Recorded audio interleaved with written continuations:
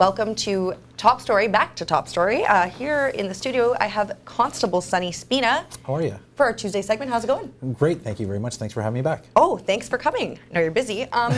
So this week has been busy for the Sioux Police. We've got a few things, a couple different things going on, but the one I want to talk about is the opioid situation here in the Sioux. Now, it's a pretty serious issue. There were 4 deaths that we think are related at this point to opioid use. Yeah, so the issue when we have a series of deaths like this, especially actually any death where we suspect an overdose, it's not like TV, right? We don't get results back right away when it comes to toxicology reports and things like that. So when we suspect that it's an opioid overdose, it's going to take us actually quite a few months to allow the time for those toxicology reports to come back. But given the totality of the circumstances that we're investigating, we're comfortable putting out a caution to the public or a warning to the public saying, listen, we believe that these situations are all linked to opioid overdoses. We can't confirm it yet, but we're pretty sure they are. So we want to make sure that everyone has the information so they can make healthy choices. So when we're talking about like putting out the awareness, like, and I don't even know if you can tell us this, but with that volume of calls and the deaths, like, is it possible it was a bad batch of drugs at this point, or? Yeah, so that's something that we definitely look at when we see investigations like this. Now, what we know is not everyone who gets into an overdose situation is going to contact the police. We know that. So when the police see a spike in these kinds of calls for service, especially seeing 4 deaths in 4 days, we know for sure that there's many more overdoses that probably happen. We know that many of those calls are going to go to the paramedics. Many people won't even call for assistance. They may use a naloxone kit at home. They may go directly to the hospital. We're not sure, right? But we know that not all of them are calling the police. So when we see 4 deaths, we know that the number is actually much higher. We know the real number is higher. Wow. So it's up to us now to investigate and see what's going on and try and pull together as much information as we can. And it's often very difficult because now we're after the fact. So we're trying to determine exactly where those drugs may have come from in our city. And when we look at these cases in particular, we know that they happened at different areas in our city. So there's not really any centralized location. But it's definitely something we look at to see if they came from the same area. So do you know, like when we say opioids, but do we know what drugs specifically were abused in these cases? Like, are we looking at heroin? Are we looking at Oxycontin? Are we looking at fentanyl? Yeah, there's a bunch of different things it could be, and unfortunately we won't know the reality of what it is until those reports come back. But we know that oftentimes people think that they're taking a substance. They believe that they're taking or using potentially heroin or cocaine, and oftentimes it's not that because it's a very lucrative business for drug dealers to cut these substances with other cheaper substances, which often ends up being fentanyl, which is quite dangerous for people. Right, no, for sure. Now, in the release sent, I believe it was Friday, or Thursday with the deaths, it says the Sioux Police are working with the drug strategy. Can you tell us a little bit about that in terms of where we're headed in the city and dealing with the crisis? Yeah, absolutely. So our partners at the Drug Strategy are great. What we recognize as a police service and as a community with our partners, we recognize that there's absolutely no way that we can arrest ourselves or charge ourselves out of addictions. Right. It's certainly important for the police to focus on dealers and high-level dealers so we can get those drugs out of our community. But when we look at addicts who are on the streets day to day, it's important for us to know that you can't arrest someone out of that addiction. We have to partner with agencies that can provide the help to those individuals to help them to stop relying on these types of drugs, right? It's very, very important for us. It's important for us to find ways to reduce the harm that's caused by addictions and drug use in our community, and we can only do that by working together with all of our partners. So that involves working like with the NRC, with these other kind of grassroots organizations? And a lot of it is outreach, right? So we know that oftentimes people who are in a position to try and kick their addictions, they're not successful in the first attempt. We know that. History tells us that. So it's important for us to continue to be that support network and continue to give them the resources they need in order to stop relying on these products. Now, okay, so you talked a little bit before about the reality that there could have been calls to, well, probably were calls to paramedics, people going directly to the hospital, treating their overdose with naloxone at home.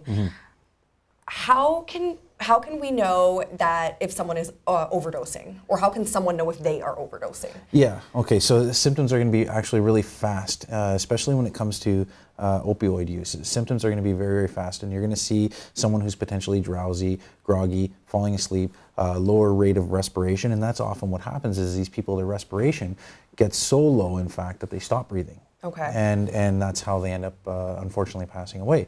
So it's important to see those early warning signs, recognize them, and call for help right away. Now, we talk a lot about, there was a, and I can't remember what it's called, I'm kicking myself for this, but there was a kind of, I think it was a bill that was passed so that if someone is overdosing and they call, say their friend overdosed, they can't be held criminally responsible. Yeah, so I think you're talking about the Good Samaritan Act. There you go. Yeah. Perfect. Yeah. Yeah, and that's accurate, right? As long as you're acting in good faith and you're doing your best to help, you're right. You're not going. We're not looking to hold someone criminally responsible for trying to help someone who's in an overdose situation. Now, in cases like that, are you able to say, like, do a lot of people know that that act exists? Do they know that they're not going to be held, that they can call if someone's overdosing? The first priority needs to be that person's life and not worrying about the legal repercussions, or is it still kind of something that needs to be pushed a little bit harder? Well, it's something that we constantly battle as a police service, is the fact that people often don't want to call the police because they're afraid of criminal repercussions. They're afraid, if I call the police for help, this person's consumed some kind of an illegal substance, they're going to get in trouble. Our first priority is and will always be to preserve life. Right. Always. If there's a criminal investigation that needs to happen after that, we may do it after, but our first priority is always going to be to save that person's life. We're always going to try and intervene the best we can to save a person's life. I don't want anyone to hesitate in calling the police because they think there may be some criminal repercussions. We're always going to come to save that person's life. And in terms of education, what still needs to be done, and not just for users, but for non-users in order to combat this issue in our city? And from your perspective, obviously, you can only offer what I can offer a policing perspective, yeah. Well, it is a community issue. It's something that we all need to work on together. And one of the main goals when we put out warnings, one of our main goals is not only to educate users, but to help educate their support network. Right. Because their family and friends are the ones that are going to be there to help them. They're the ones that are going to be potentially turning to naloxone or Narcan kits to help these individuals, right? So we want to do our best to work as a community to help educate these people, to know what the warning signs are, and to know where they can go to get help. And when we're talking about harm reduction, is that an approach that the police encourage in terms of ensuring, the preservation of life? That, if you're going to use with a friend, make sure you have naloxone. Where do you guys kind of stand on that? Yeah, absolutely. So we'll never advocate for the use of illegal substances, but at the same time, we can't put our heads in the sand and think that nobody's using an illegal substance. We know that it's happening. So and we can't be in every home, and we're not in every home. So it's important for us to know that, or it's important for people to know that when it is happening, that you're right. We need people to try and be as safe as they can, because first and foremost, we're here to preserve lives. Absolutely. And just one last question for you. In terms of the deaths, the 4 deaths that occurred, and again, you might not be able to answer this question yet, but were there circumstances that, was naloxone available? Were there people, like, is there a level of education there that could have changed the results? Well, and I'll tell you the way it was explained to me. It's the best explanation I've ever heard. So I don't know the exact circumstances of each of these cases, but oftentimes people will share illicit drugs, right? So if you have a pill, if you have some kind of a baggie of a substance, you take half, I take half. Right. The half I take, I'm fine, nothing happens. The half you take, unfortunately, you're immediately in medical distress. Well, how on earth is that possible when we took the same drugs? And the best way I can explain it is the same way it was explained to me. If you've ever made chocolate chip cookies, and you mix up the batter and you put all the cookies, you put all the chocolate chips in, and you mix it all up, and then you bake all the cookies, and when they come out, you have one cookie and it only has 2 chocolate chips in it, and the other one has 10. Right. There's no rhyme or reason to how that happened, but one has 2 and one has 10. And it's the same thing when these criminals are mixing these drugs, and they're using literally blenders, and they're mixing all this stuff together. There's no scientific approach to it whatsoever, and they put it all in a bag. There's no quality control, and there's no way to say if one half of the bag has more than the other.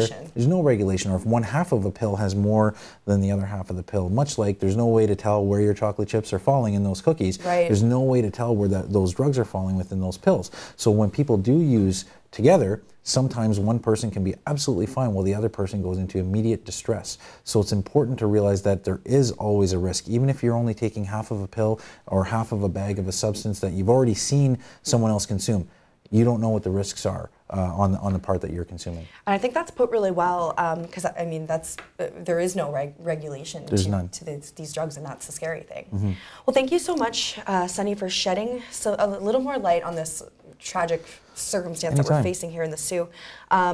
Obviously, you know, there's still work to be done, and hopefully as a community we can come together and combat those issues. Stay tuned for more news coming up on TV after this, and thanks for tuning in to Top Story.